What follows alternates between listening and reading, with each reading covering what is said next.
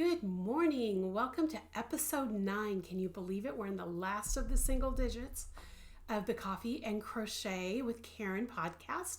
I'm Karen Whooley, your host.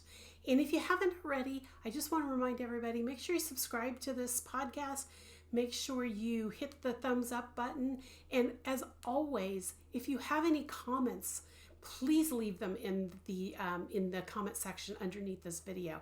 I love to hear from the people who are watching this video, and that's true of anybody who's watching here on YouTube, where I usually post it first, or who gets the version that gets automatically copied over on Rumble. So if you watch in either one of those places, please make sure you subscribe and like. I'd really appreciate that. You can also write to me directly at comments with an S at KarenWhooley.com, and you can always visit my website at KarenWhooley.com. I'm really excited to be here today. It's been really cold and rainy this week. I've been doing a lot of knitting, and I'll show you when I get to my current project. But it's been so cold, and it's actually perfect because for me, this is the first week of Advent, and I'm so excited to be in that watchful mode, waiting for the birth of Christ. And the cold and rain make me be a little more quiet, allow me to get work done, and it also allows me to think about everything that is what the reason for the season is. Even though we celebrate with all the presents and stuff, this is my time to quiet down and think about the birth of Christ. So that's where I'm at for this week. I'm kind of got a lot to share, but it might be a little bit shorter than most videos. I don't know for sure yet. So, but I want to start with my current projects. Okay, so let's talk about first what I'm still working on.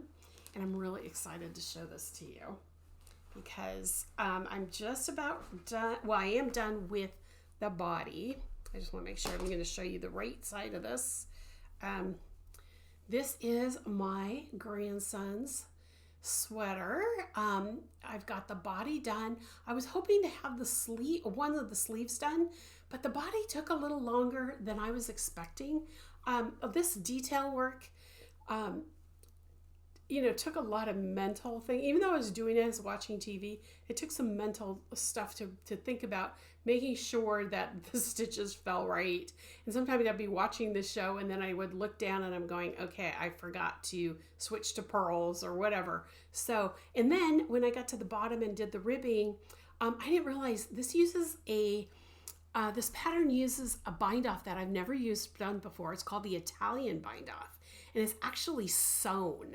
It's a 5-step process, but if you look at it, I'm going to put it up really close. It's nice and stretchy, but it's got a nice finished edge. It doesn't look like, a regular bind off. It's got more stretch to it.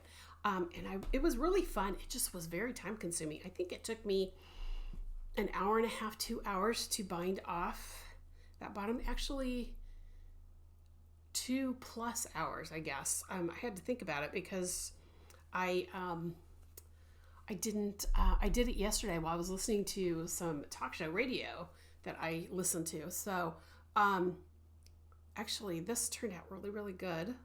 I'm gonna start the sleeves tonight. So, hopefully next week. My hope is next week it will be on the blocking board and ready to go and be wrapped.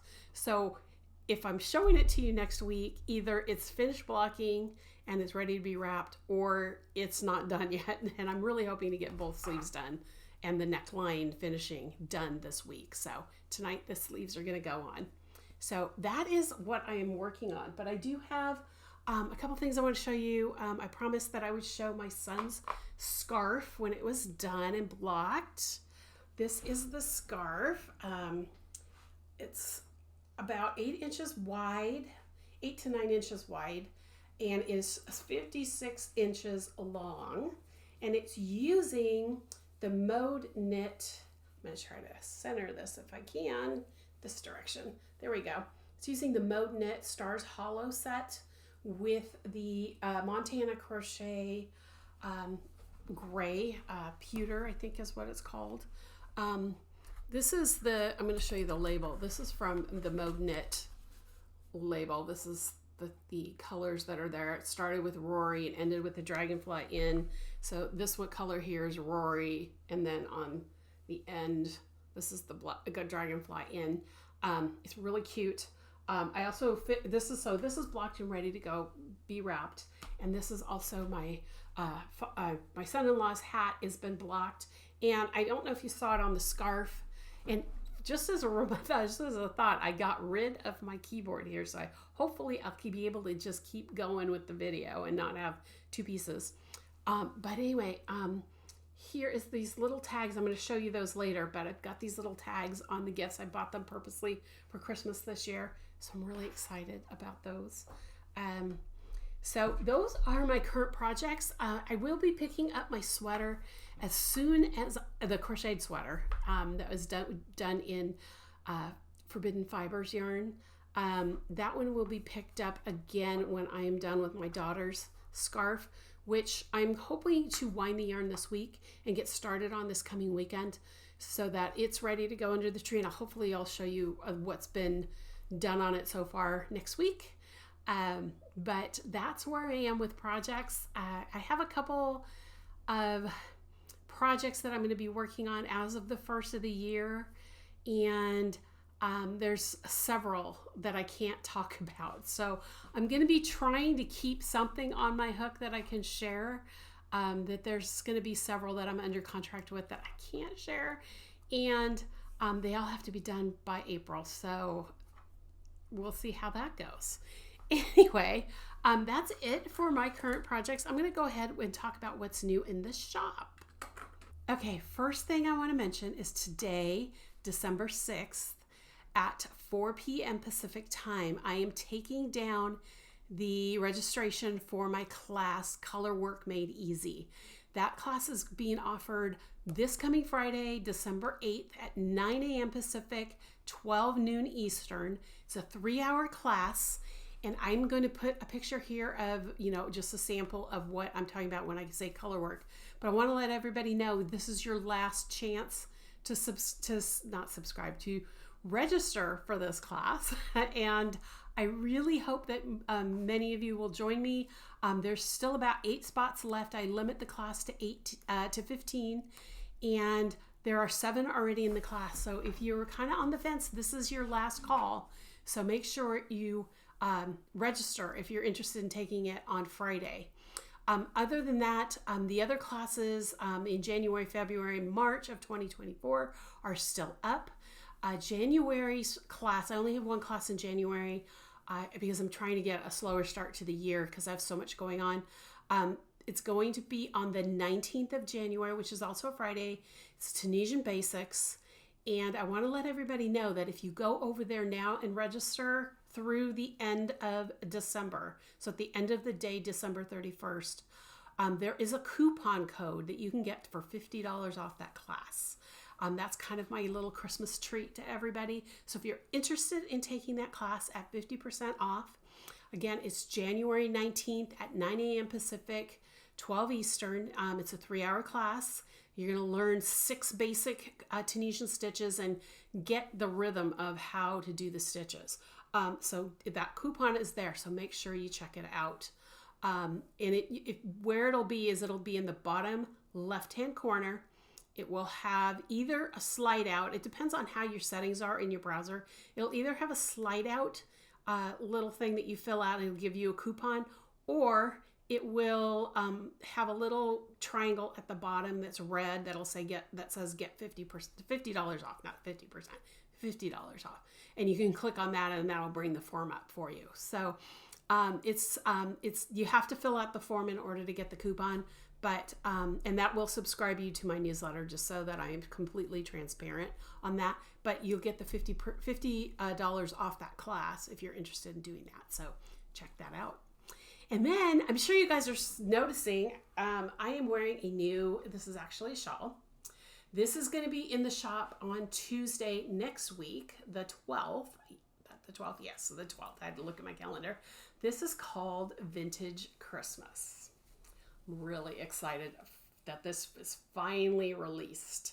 This is made with Chaos Fiber Arts yarn. It's her fingering weight. I don't have the name of the yarn right now off the top of my head, but it's in a Christmas green and a Christmas red, and it's more of the vintage Christmas colors, the darker, deeper colors, not the really bright reds that you get and the bright greens you get for Christmas these days.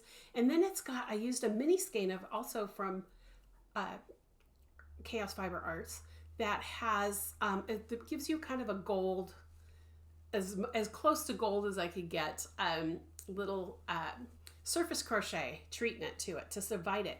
And if you look at the back side, I'm going to show you the back side. You can see the gold through there too, but you can see that I did one side in red and then switched to green, and that's how we did the color changes here. So basically what's happening here is that you're doing one color first, and when you get to the dead center of the shawl, you switch colors and do the other color. Now you could do this in a solid. You could do this in a variegated Christmas color. You could do whatever you want. You don't have to do this surface crochet right here. But I really wanted something that was really elegant, kind of almost a tree skirt. You look at that edging, it kind of gives you the tree skirt vibe, but yet it's an elegant shawl that you can wear all season long for the holidays and even after. The 12 days of Christmas after, the start Christmas Day and end the day before the Epiphany, which is January 6th, and I have to get this sitting right again, is you could wear this through that entire season as well. So for those of you who don't know, as a Catholic, the 12 days of Christmas actually start Christmas Day and end the 5th of January because of the Epiphany on January 6th. Gosh, I can't say, I can't talk. That's why it's called Coffee and Crochet, because I need my coffee. Okay, so anyway, so the Epiphany is the final day of the Christmas season in my faith. So this is something that I'll probably wear all season long because I love this shawl. I may even use it as a scarf under my jacket just because I love it so much. It's against my purple. Not such a great combination, but I wanted to make sure that I wore it today so that you guys know it's Tuesday.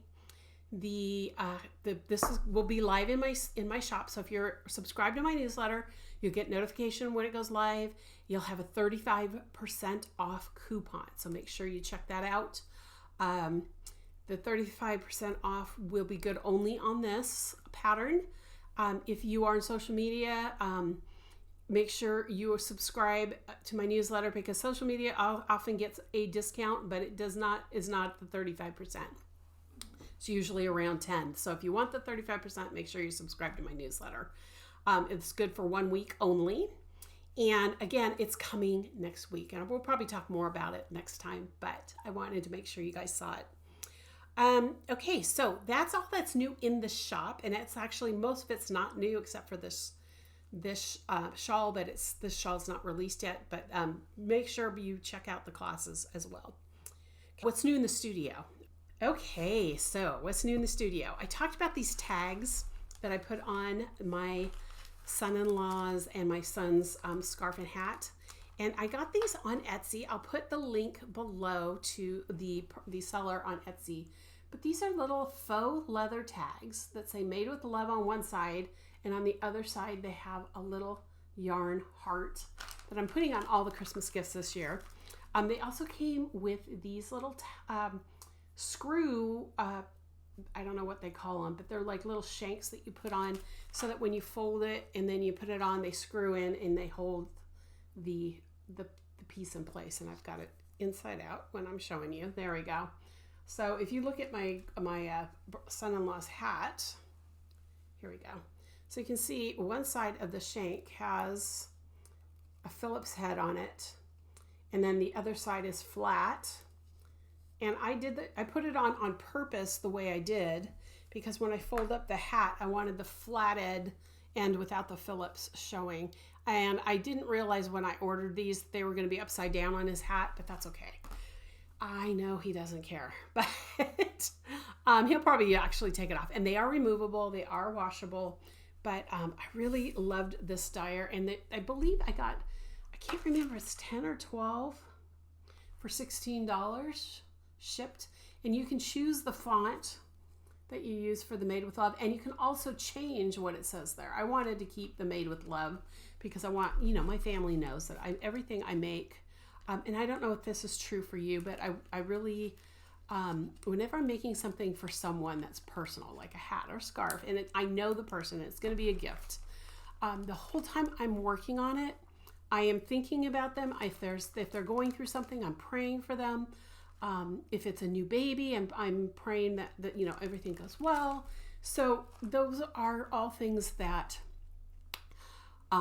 Made with Love kind of encompasses for me. So everything I make, and I hope that's true for you, that when you're making a gift, you're thinking about that person. If you are a prayerful person, that you're praying for them. But if you have a story like that, or something that you're doing with your projects, I'd love to hear about it in the comments. So make sure you comment about it. Okay, so that's the tags. Now I do have some new yarn in the studio. I'm very excited. If you follow me on Instagram, Facebook, or YouTube, you may have seen this last week, but it's arrived after I recorded. This is the Knitty McPurly.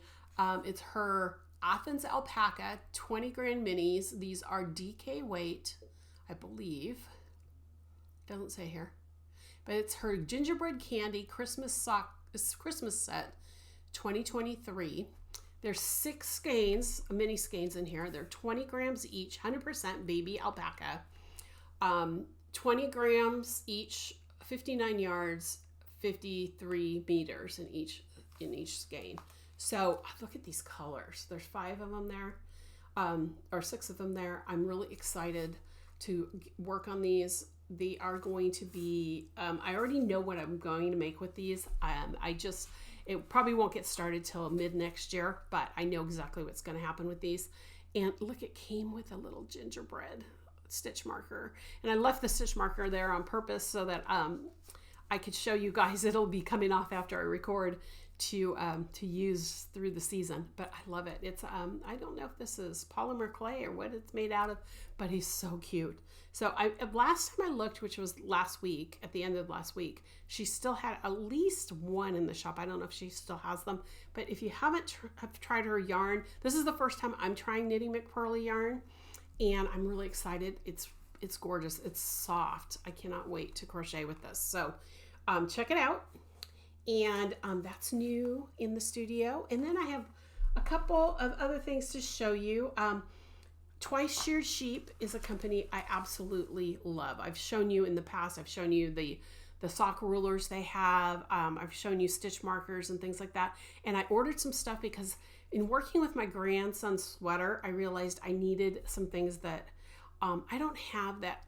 Well, I have them, but they're not easy to use like these are. So first I'm going to show you, I've ordered some more stitch markers. These are her snag-free cat stitch markers for knit and crochet, because the tails of them are split loop. I don't know if you guys can see that. I don't want to open this because I end up spilling them everywhere, but the tail is detached, so you can use it as a removable marker, or if you're a knitter, and like I'm doing with my grandson's sweater, I'm using it as just a marker at the beginning of the round, when I'm crocheting in the round. So these are great. They work for both knitting and crochet. And the snag free part is they really don't catch on your yarn. And what I really like about them is that they have the pointy ears. I'm going to put that back up there. And those pointy ears actually, if you need to lock the stitch marker in place so it doesn't move, or you really want it locked in so that you can see, like if you're using it as progress keepers, so that you know if you're on the 5th row or the 10th row or that kind of thing, you can use the ears and kind of tuck them underneath the yarn, and it doesn't move and it doesn't snag. So when you need to pull it out, you can pull it out just fine. But I really, really love that those ears kind of lock everything in place, because with open-ended removable stitch markers, a lot of times they do just, from just working, they flip around and they move, and these will actually lock in place. I'm going to have a link to these stitch markers, and the other things that I've shown you so far will be in the show notes. But these are one of my favorite stitch markers. right now. You can get them in 2 different sizes. This one goes up to, in crochet, I would say a size H. Hook is what she would recommend. In crochet, you really don't need sizes, but in knitting, this goes up to a 4mm, I believe, crochet hook or knitting needle. And then she has a bigger size that goes up bigger needles. And you can get these as solid cats too for knitting if you don't want the open tails.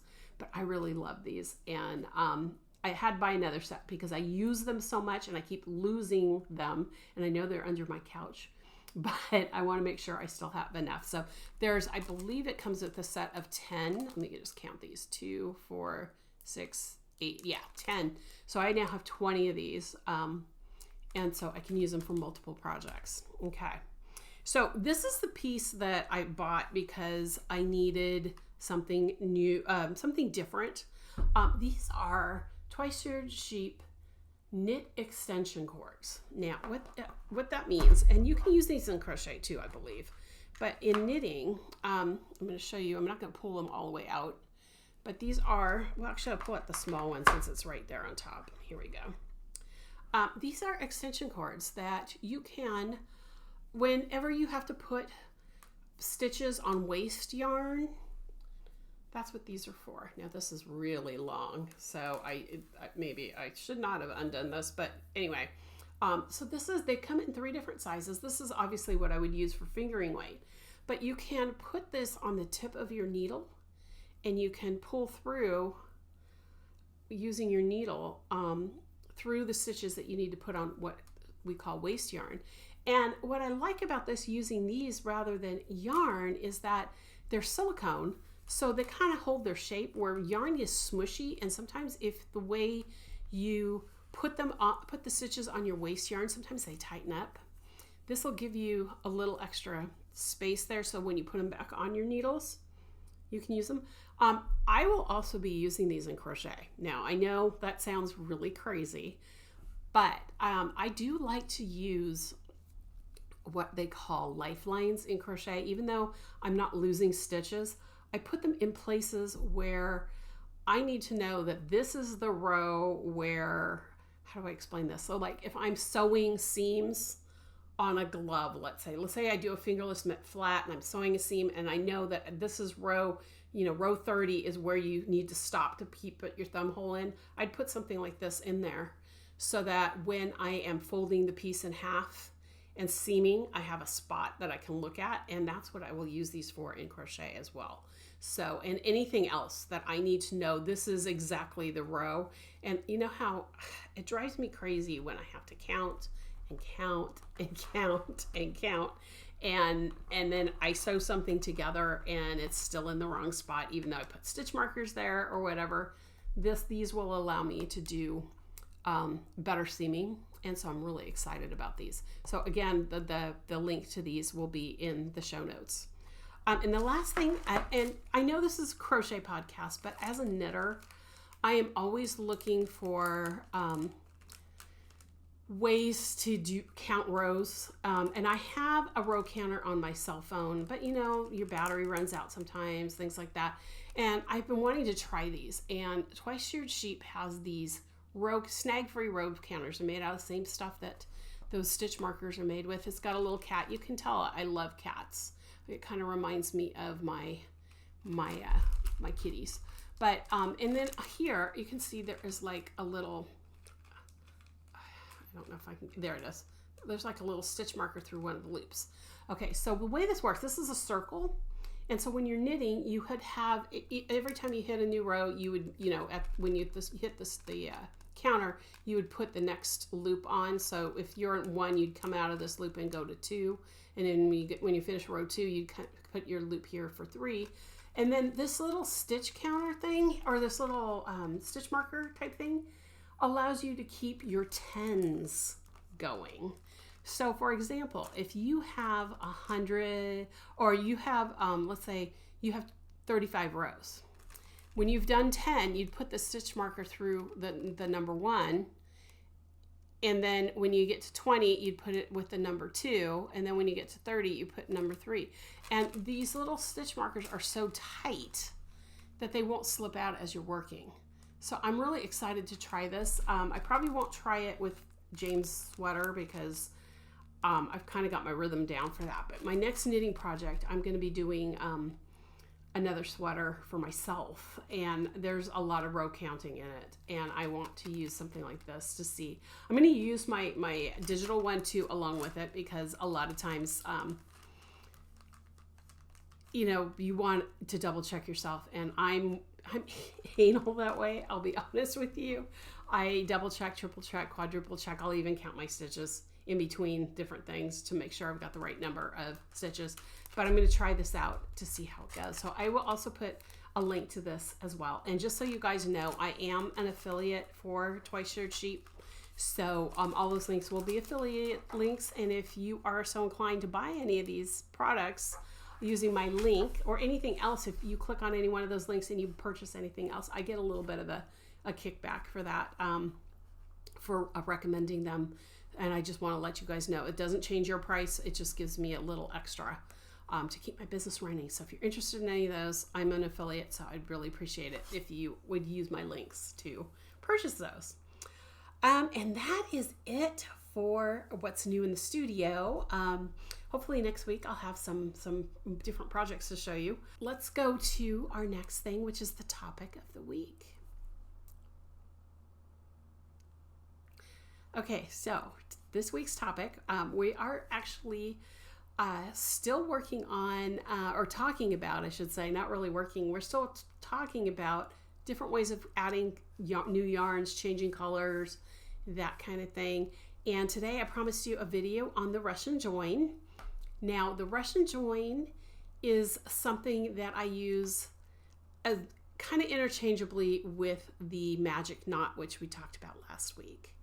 And that magic knot, I used it actually in the sweater for my grandson, and in 2 spots now, and it's holding beautifully. I'm still got tails in there I'm going to weave in. I may use the Russian join when I am working on the sleeves, just because I don't want to have a lot of nubbies in there that don't need to be nubby. And the Russian join is a smoother join, and I'll show you a video here shortly. But I do like the Russian join a lot, especially when I'm using wools or any sort of animal fiber that will stick to itself too. If any of you have heard of the spit join with wool, where you actually either use water, or they call it the spit join because a lot of people will, you know, lick their fingers and then rub the 2 different ends together until they felt into each other. You could do that with the Russian join too, is felt them. Once you've got them joined, you could felt them. But it's still got that flatness or that evenness that a spit join does. So I'm going to go ahead and roll a video, and I will be right back. Hi everyone, this is Karen Whooley, and this is video number 3 for our Queen of Hearts shawl. And you can see right here that I have gotten about 3 repeats of the checkerboard, and I have come to where the smokestack is finished and the new color, asphalt, is ready to start. So I'm going to show you how to do a Russian join so that when you're crocheting along, you don't have to worry about changing colors in the middle. Now, I don't recommend doing this Russian join before you start the crochet project. I recommend that you do the slip knots like I did when I showed you how to wind the yarn into one big cake, because you never know where it's going to land, and sometimes the Russian join won't be in a good spot.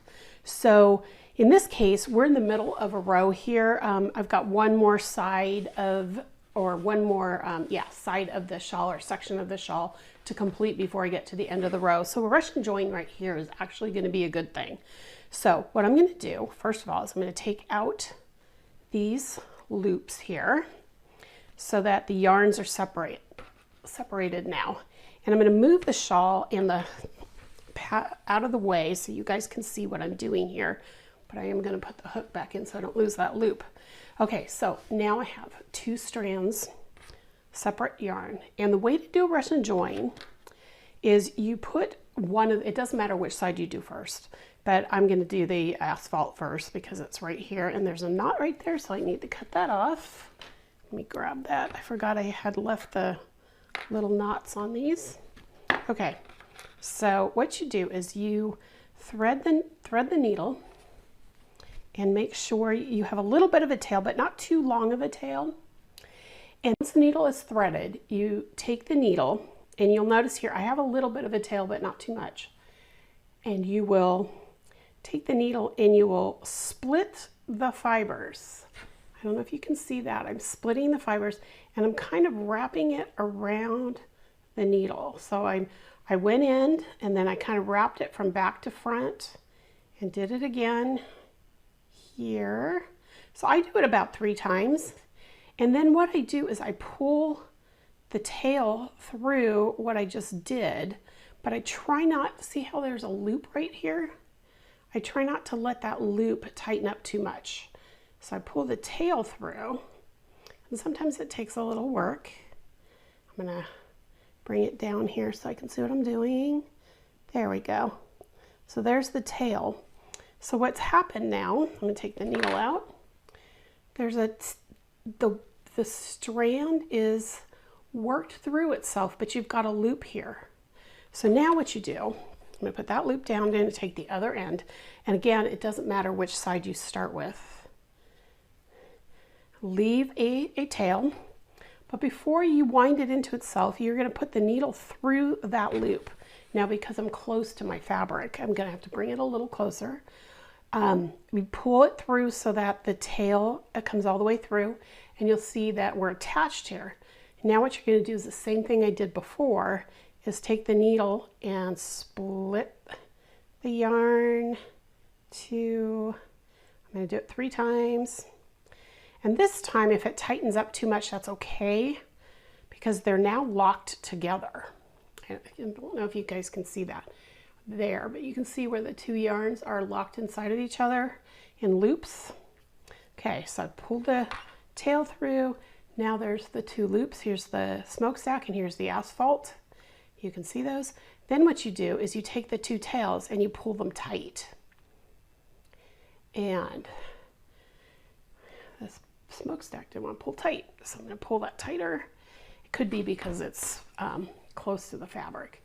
So I'm going to move the fabric up. Now you can see that they're joined with these 2 tails. Now what I do is I leave these 2 tails there. I'm going to do a few stitches here so you can see how this all comes together. So I'm in the corner, so I'm doing my corner cluster. Oops, 2. And then now you see the tail is here at the work.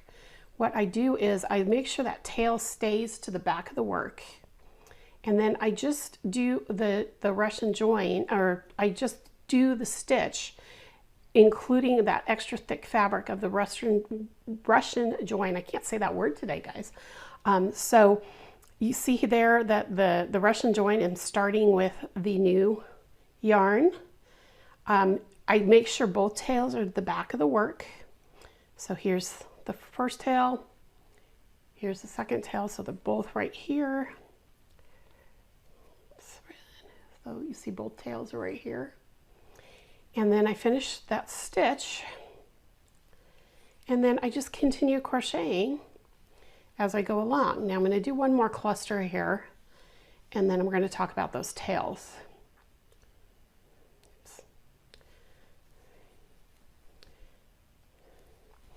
And then the chain 2. Okay, so, and actually here, so now we have these 2 tails. Mine are pretty short, and that's about okay. That's about right for what I do. If you feel like you need to leave them longer, go ahead and leave them a little bit longer. But then once your shawl is done, and right before you block, just weave these tails in. You definitely want to weave them in, because that knot is not something that won't unslip itself. I mean, it's worked into your stitches, so it shouldn't unslip too quickly, but if you don't weave those tails in, it will eventually work itself out. So you want to make sure you weave those tails in, and then once those tails are in, you're good to go. It shouldn't have any issues with the Russian join coming undone at that point.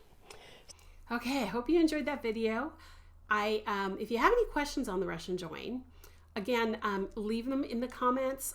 You can also, remember, you can always contact me at comments with an S at KarenWhooley.com, or go and use the form on my website at KarenWhooley.com.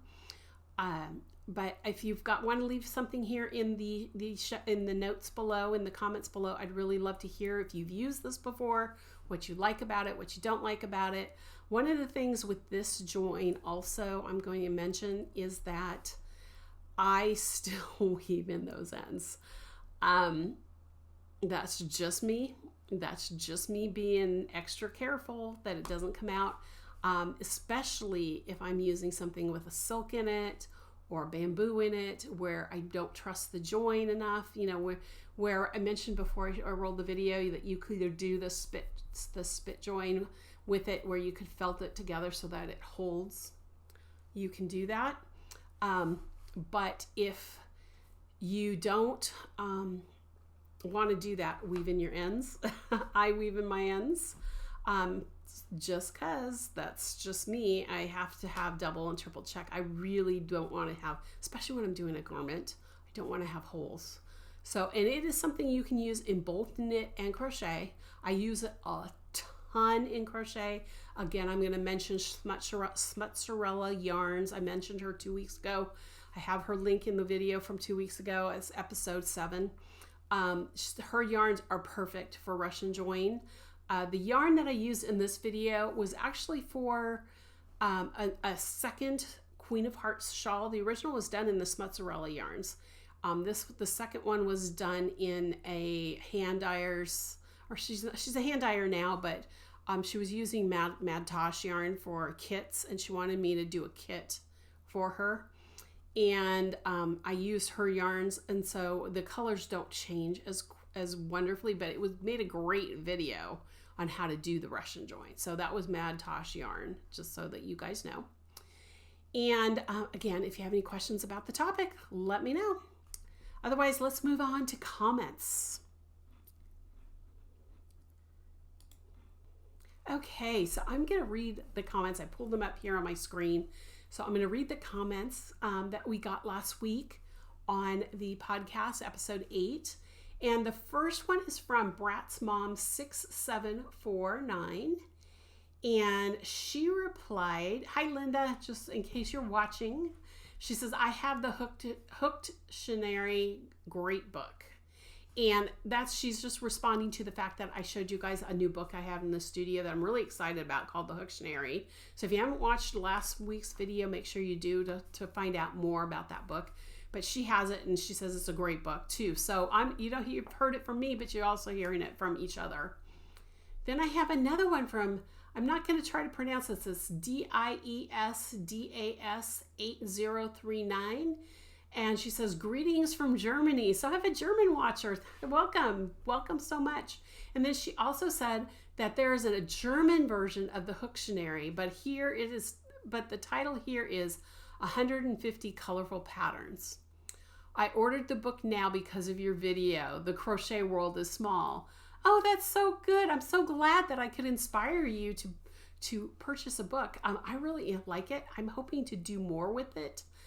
Because I do, in fact, I mentioned earlier in the show that I'm doing a class on Colorwork on Friday, and I'm going to actually bring that book out and show that there's other ways to do the colorwork than what I'm teaching there. But that book includes the way I teach the Crochet Made Easy class. So if you're interested in that and want to do a little more of a deep dive into that book, I don't know that I'm going to have a whole lot of time, but I'm going to do a little bit in that class. So there you go. And then I've got from Sharon, SK Hoyt 6024. Hi, Sharon.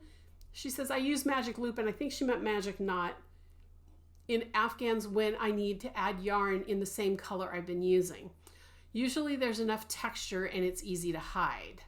So far I haven't had one come loose. I've heard others say that they've had them come loose, but I wonder if they are not reversing the way they tie the knots. Not sure how much difference that makes. I think it's harder to hide the knot in knitting." Agreed right there. And prayers for Francis and family. Similar situation here. Lost my dad last year, and mom is failing with dementia, though holding steady at the moment. So I understand too. It's so hard. I mentioned this in my reply to Sharon too. It's so hard when your parents are aging. And most of you know I lost my mom in July after a 10-year battle with dementia. It's so hard. And Francis's father passed away last week. So we were talking about that. So it's so hard.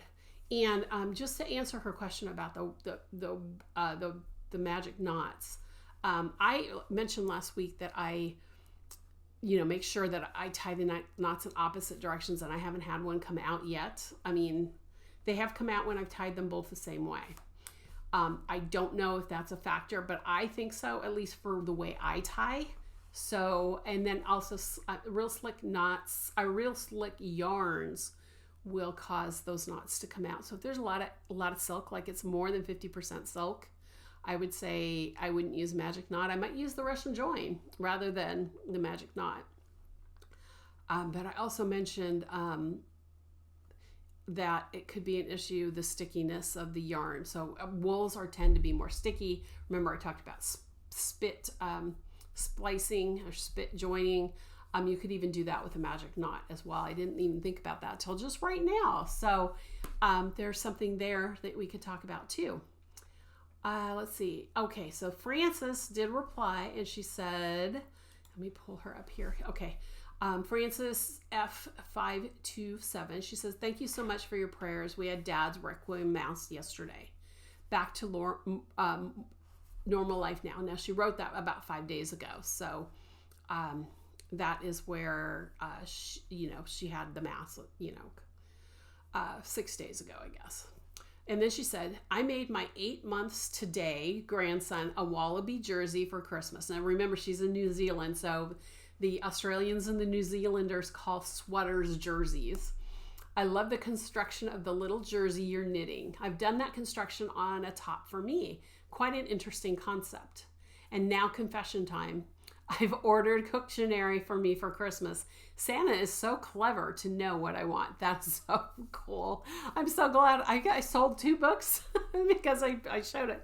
I'm so excited that you guys are using, that you like the books that I'm sharing, and that, and Frances, I love the fact that Santa bought it for you. I love that. So, and then the construction of the top, I'm going to pull James's sweater back up here really quick, but I want to show you guys that I mentioned it last week, but I'm going to talk about it again for anybody who's new. The way this sweater worked is that you cast on, I can't remember how many stitches all the way across for the back, and you work even until we got to the bottom of the armhole, which is right above this ribbing right here, or this garter section. And then we turned it around, and I cast on from this edge and worked the front, and this edge and worked the front. And when you do that, it still gives you a seam at the shoulders. But then when you get to the point where you can start working in the round, it's all one piece. You don't have to do any sewing. So, and actually I'm going to be joining the armholes. So it's all going to be one piece. I just have to weave in ends at the end. No seaming other than the ribbing, the bind off for the ribbing. But the construction on the sweater, I've never done anything like it. I'm going to try something like that in crochet just for the heck of it. I might just do a little kid's sweater just to see how it works. And if it's something that actually works really well, I may try it in an adult sweater. So there you go. So thanks, Frances, for that note. That's it for today, guys. I think we have covered everything for the week. It's going to be a busy week for me. I've got a lot of meetings tomorrow. I have a meeting today, and I want to get that sweater done. So any little time I've got, I'm going to be devoting to that sweater so that I can get my daughter's scarf on the hook for Christmas. Anyway, so I hope you guys have a great week. I hope you enjoyed the show. Again, remember, don't forget to subscribe and hit that thumbs up.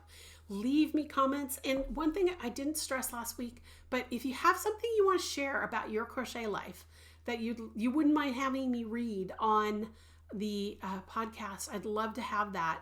You can send it to me in the comments below and write it down, and I'll read it next week. Or you can send it to me at comments with an S at KarenWhooley.com. That'll also be in the show notes. Or you can use my contact form on my website as well. My website is KarenWhooley.com.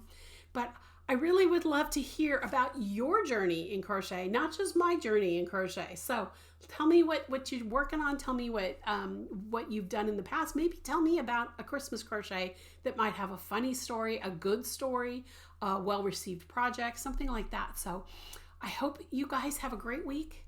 See you next time. God bless you all, and I will talk to you soon.